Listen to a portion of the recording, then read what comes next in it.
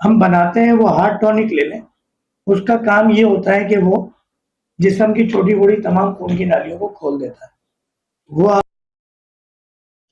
अल्लाह ताला ने माशाल्लाह शुगर एक कैप्सूल से शुगर का मर्ज़ इनका ख़त्म हुआ है और डायलिसिस का जो डॉक्टर्स ने कहा हुआ था बगैर डायलिसिस के 3 दिन में जो कैफ़ियत हो जाती है एक डायलिसिस पेशेंट की उससे ये रिकवर हो गए। यानी अब इन्हें अगर डॉक्टर के पास भी जाते हैं तो वो ये नहीं कहेंगे कि भई फ़ौरन डायलिसिस शुरू किए जाएँ या ये दवाएँ जबकि अंग्रेज़ी दवाएँ सारी छोड़ दी है आपने। डायलिसिस की कैफ़ियत भी बेहतर है, शुगर ख़त्म हो चुकी है, शुगर की दवा आपकी बंद करा दी थी हमने 1 कैप्सूल खाने के बाद ही। इस हवाले से या कोई और बात ज़हन में हो?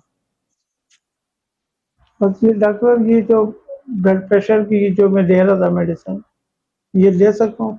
जी, जी। अब हमने नहीं दी है, हम दवा दे देंगे आपको ब्लड ब्लड प्रेशर प्रेशर की भी हो ना? आपको ज़रूरत नहीं है बाहर से खाने